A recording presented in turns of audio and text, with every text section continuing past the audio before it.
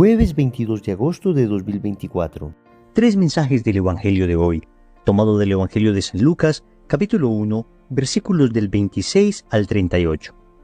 En aquel tiempo, el ángel Gabriel fue enviado por Dios a una ciudad de Galilea llamada Nazaret, a una virgen desposada con un hombre llamado José de la estirpe de David. La virgen se llamaba María. El ángel, entrando en su presencia, dijo: «Alégrate, llena de gracia, el Señor está contigo». Ella se turbó ante estas palabras y se preguntaba qué saludo era aquel. El ángel le dijo: «No temas, María, porque has encontrado gracia ante Dios. Concebirás en tu vientre y darás a luz un hijo y le pondrás por nombre Jesús. Será grande, se llamará Hijo del Altísimo. El Señor Dios le dará el trono de David su padre, reinará sobre la casa de Jacob para siempre, y su reino no tendrá fin». Y María dijo al ángel: «¿Cómo será eso, pues no conozco varón?». El ángel le contestó: «El Espíritu Santo vendrá sobre ti, y la fuerza del Altísimo te cubrirá con su sombra. Por eso el santo que va a nacer se llamará Hijo de Dios. Ahí tienes a tu pariente Isabel, que a pesar de su vejez ha concebido un hijo, y ya está de 6 meses la que llamaban estéril, porque para Dios nada hay imposible». María contestó: «Aquí está la esclava del Señor, hágase en mí según tu palabra». Y el ángel la dejó. Palabra del Señor. Gloria a ti, Señor Jesús. Queridos amigos, hoy la liturgia celebra el día de la bienaventurada Virgen María, Reina, y la liturgia nos da la opción de leer un evangelio propio de esta memoria. Por esa razón volvemos a leer el evangelio de la Anunciación, y la liturgia quiere que recordemos aquella expresión que el ángel Gabriel dirige a María: «El Señor Dios le dará el trono de David su padre, y reinará sobre la casa de Jacob para siempre, y su reino no tendrá fin». Queridos amigos, hoy el evangelio nos recuerda que Jesús es rey, y si Jesús es rey, su madre es reina. ¿Qué lugar ocupaba la madre del rey en la corte de los herederos de David? Es la pregunta que nos deberíamos hacer hoy. Resulta que el primer libro de los Reyes, en el capítulo 2, versículo 19, nos da la respuesta. Escuchen esto tan bello. Betsabé entró donde el rey Salomón para interceder a favor de Adonías. El rey se levantó a su encuentro, hizo una inclinación ante ella y tomó luego asiento en su trono. Dispuso un trono para la madre del rey, que tomó asiento a su derecha. ¡Qué bella figura! Una bellísima figura para recordar hoy que celebramos a María como reina. No hace mucho litúrgicamente celebrábamos la Asunción de María a los cielos, el cuarto misterio glorioso. Hoy estamos celebrando el quinto misterio glorioso, la coronación de María como reina universal de todo lo creado. Jesús es rey, María es reina por ser la madre del rey, y la reina, en los herederos del trono de David, ocupaba un puesto especial. Nos dice el libro de los Reyes que la reina se sentaba a la derecha. Así, en la iconografía religiosa hemos visto a María sentada a la derecha de su hijo. Esto es bien bello, porque este texto que estamos recordando del primer libro de Reyes también nos muestra cómo la Santísima Virgen María puede interceder ante su hijo, así como Betsabé intercedió por Adonías ante Salomón.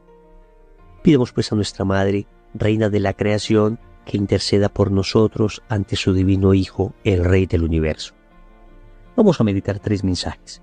Primero, María es inmaculada. Segundo, María es virgen. Tercero, María es madre de Dios. Vamos con el primer punto. María es inmaculada. Amigos, el Evangelio nos dice que el ángel entró en presencia de María y le dijo: «Alégrate, llena de gracia, el Señor está contigo». Esa expresión llena de gracia, que en griego se dice que charitomene, más bien debería traducir la que estuvo, la que está y la que estará llena de gracia. Significa un estado permanente en María. ¿Y qué es la gracia? Sino la vida de Dios en el alma. Entonces, cuando decimos que María es inmaculada en su concepción, cuando la Iglesia lo proclama en el dogma de esta manera, lo que nos está diciendo es que María Santísima jamás ha estado en poder del maligno, que Nuestra Señora jamás estuvo en poder del pecado, que ella siempre tuvo consigo la gracia de Dios. De hecho, el texto repite que María está llena de gracia, repite que María encuentra gracia ante Dios. Y el ángel le dice, no temas María porque has encontrado gracia delante de Dios. Un amigo protestante que yo tenía en la universidad me dijo en una ocasión de manera más bien despectiva que él no encontraba ninguna gracia en María. Y yo le dije, amigo, con todo respeto, poco importa que tú no encuentres gracia en María. Lo que realmente importa es que el autor mismo de la gracia, Dios, encontró gracia en ella. Y el ángel lo dice, has encontrado gracia ante Dios. Entonces, si ante nuestros pecadores ojos, ante nuestros ignorantes pensamientos, la Santísima Virgen María no llegara a encontrar gracia, lo realmente importante es saber que ante el que es la gracia misma, María se encuentra llena de gracia. Es como si yo dibujase un cuadro y de repente viniese una persona que no tiene la menor idea del arte y me dice que no le gusta el cuadro. Pues la verdad es que poco importa que una persona que no conozca de arte no sepa admirar una obra. Pero si de repente viene Miguel Ángel, viene Leonardo da Vinci, viene Goya, viene algún gran pintor y admira la obra y dice que es una obra de arte, pues la verdad es que vale el juicio de aquel que es experto. Y en términos de gracia, Dios es el experto y es Dios el que ha encontrado gracia en María. ¿Y por qué ha encontrado gracia en María? Amigos, estamos 33 años antes de la redención. ¿Cómo es posible que María esté llena de gracia si Cristo no ha muerto todavía? Amigos, recordemos que la Virgen María en el Magnificat dijo, se alegra mi espíritu en Dios, mi Salvador. La Virgen Santísima estaba reconociendo a Dios como Salvador 33 años antes de la redención. ¿Por qué? Definitivamente porque los méritos de Cristo se aplicaron anticipadamente a nuestra Madre. Expliquémoslo de una manera clara. El Salmo 51, versículo 7, aclara que todos nacemos pecadores. Dice textualmente, pecador me concibió mi madre. Es lo que se llama el pecado original. Pero la Santísima Virgen María fue preservada del pecado original. Claro que ella fue salvada. Dios la salvó preservándola del pecado original. Por eso se conoce como una salvación preventiva. En cambio nosotros, Dios nos salvó liberándonos del pecado original con el que nacimos. Por eso se conoce como una salvación liberativa. Entonces la Santísima Virgen María sí fue salvada, pero de manera preventiva. Es semejante a una persona que va por un camino sin darse cuenta que adelante hay un hoyo. Hay dos maneras de salvar a esa persona. O evitar que caiga en el hoyo, o si es que cayó en el hoyo, sacarlo de allí. Pues lo que Dios hizo con la Santísima Virgen María fue evitar, por los méritos de Cristo, de manera anticipada. Recordemos que Dios es el eterno presente y los méritos de Cristo no solo afectaron positivamente, digamos, a las personas a partir de Cristo hacia adelante, sino que Cristo es como una gran luz que se irradia hacia adelante y hacia atrás. La gracia de Cristo abarca a toda la historia de la humanidad. Entonces, la Santísima Virgen María, de manera preventiva, fue salvada del pecado. Y esto nos recuerda la importancia de la vida de la gracia. Cuando tú y yo nacemos, nos bautizan rápidamente, porque al momento de nacer estamos con el pecado original, pero en el momento en que somos bautizados, la gracia de Dios habita en nosotros. Esto de la gracia de Dios no es otra cosa que la vida de Dios en nuestra alma. La naturaleza de Dios se nos participa. Si pecamos mortalmente, perdemos esa gracia, pero la podemos volver a recuperar a través del sacramento de la reconciliación. Y podemos acrecentar esa gracia con el ejercicio de las virtudes, especialmente de la caridad, con la oración, con la mortificación. Esa gracia hay que cuidarla como el más grande tesoro, al punto que un santo como Domingo Sabio decía, prefiero morir antes que pecar. Es decir, es más importante preservar la gracia incluso que preservar la vida. Y los mártires han estado dispuestos siempre a dar la vida antes que perder la gracia. Familia, si no estamos confesados, ¿qué estamos esperando? Y si lo estamos, si estamos viviendo en gracia, a cuidar ese estado como el más grande tesoro. Segundo, María es virgen. El Evangelio nos dice en un solo versículo 2 veces que María es virgen. Es el único versículo donde en 2 ocasiones se llama virgen a alguien. En toda la Biblia no hay otro versículo así. Dice el texto. En aquel tiempo el ángel Gabriel fue enviado por Dios a una ciudad de Galilea llamada Nazaret, a una virgen desposada con un hombre llamado José de la estirpe de David. la Virgen se llamaba María. Mire que el Evangelio quiere resaltar la virginidad de María. Y esto precisamente porque se está cumpliendo una profecía del Antiguo Testamento. En Isaías capítulo 7, versículo 14, el Señor profetizó que el Mesías nacería de una mujer virgen. Y así dice el profeta. El Señor pues les dará esta señal. La Virgen está embarazada y da a luz un varón a quien le pone el nombre de Emmanuel, es decir, Dios con nosotros. Hasta aquí el texto del profeta Isaías. Todo Israel sabía que el Mesías nacería de una mujer virgen, de manera que la virginidad de María era indispensable, porque era la señal para reconocer al Mesías. De manera que María debía permanecer virgen porque la señal debía ser evidente. Una señal se da para que sea visible. Y si Israel, según la profecía de Isaías, iba a reconocer al Mesías porque su madre era virgen, pues no tiene sentido que de repente la Virgen aparezca con 3, 4, 5, 7 hijos y que después la gente diga, a ver, este es el Mesías y la mamá es esta que llaman virgen con 7 hijos. Israel no podría reconocer al Mesías así. En cambio, si veían al Mesías y veían a su mamá que no tenía más hijos porque en la cruz Jesús se la tuvo que dejar a su apóstol Juan, y hubiera sido una tremenda injusticia, hubiera sido un atropello de parte de Jesús, que si él tuviese más hermanos, si María tenía más hijos, hubiera sido, repito, un atropello que le hubiera dejado a su madre, a un apóstol. Por consiguiente, María no tenía más hijos. Entonces, si esta era la señal, entonces María debía ser virgen antes del parto, en el parto y después del parto. Por eso, cuando el ángel le dijo a María que concebiría a un niño, la Virgen responde, ¿cómo será esto si no conozco varón? Es una respuesta bien extraña de la Virgen, y solo se entiende adecuadamente si afirmamos que la Virgen María había hecho ya un voto de virginidad. Noten que el ángel le dice que ella concebirá un niño. El texto nos dice que ella estaba prometida con José. Lo natural sería que ella pensara, si voy a concebir un hijo, lo voy a concebir de José.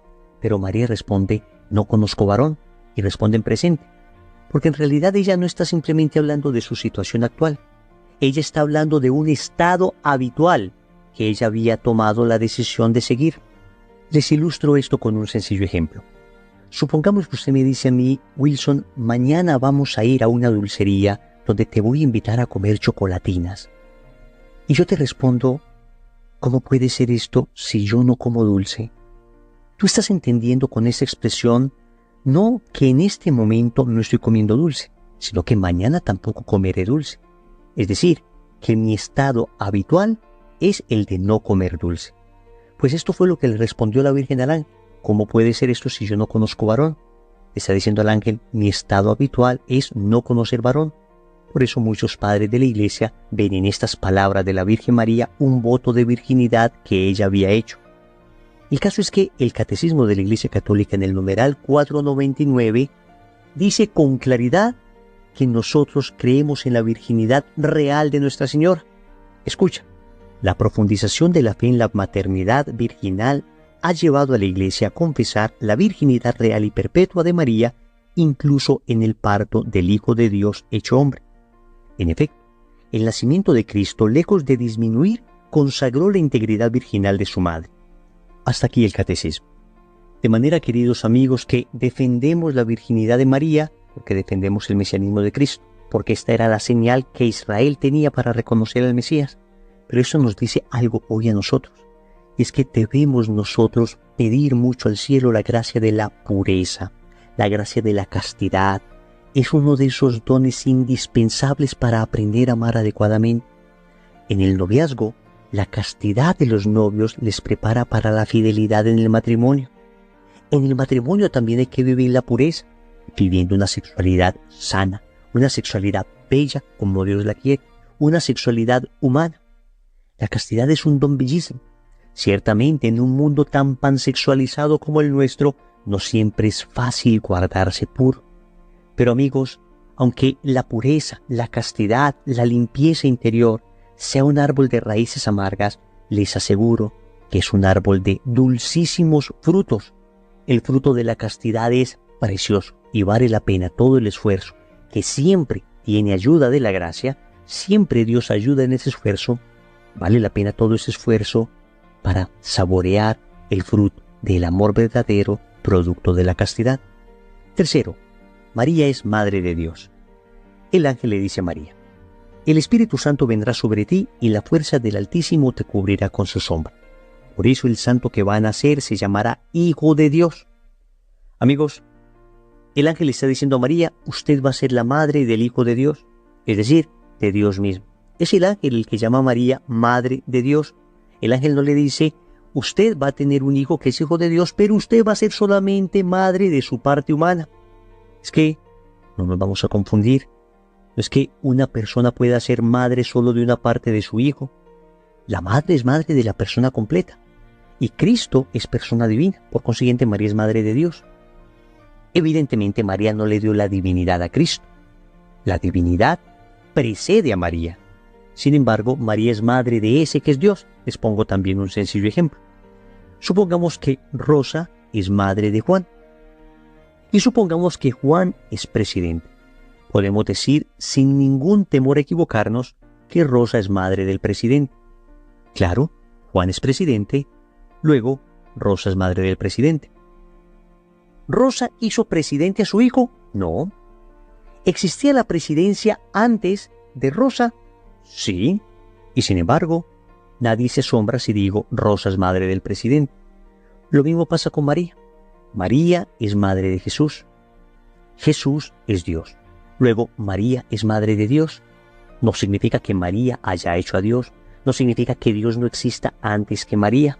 Lo único que significa es que María, Nuestra Señora, dio carne al Verbo eterno del Padre.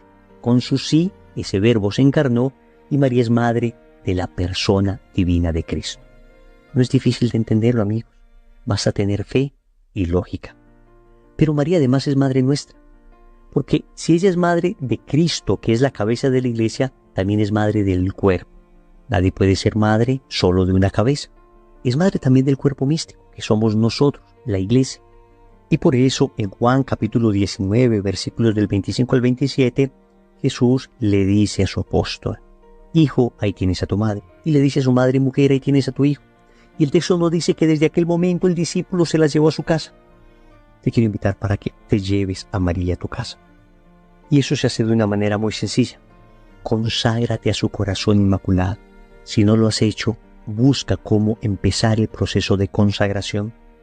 Y si ya lo has hecho, renueva esa consagración.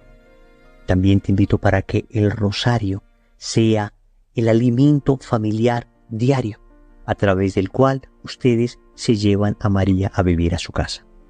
Oremos. Amado Señor, hoy nos presentas a tu Madre Santísima, la Inmaculada Concepción, y nos muestra la importancia de vivir en gracia. Hasta hoy no entendía la profundidad y el valor de la vida de la gracia, pero gracias a tu Madre hoy lo puedo comprender y voy a cuidar por sobre todas las cosas el estado de gracia.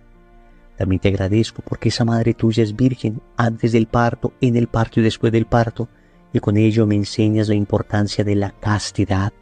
Qué don tan precioso, qué capacidad de amar nos da la castidad, pero solo no soy capaz de conquistarla. Necesito de tu gracia, necesito de la comunión diaria, necesito de la oración frecuente, necesito de la confesión para poder permanecer en pie de lucha y conquistar esa virtud preciosa, la virtud de la castidad.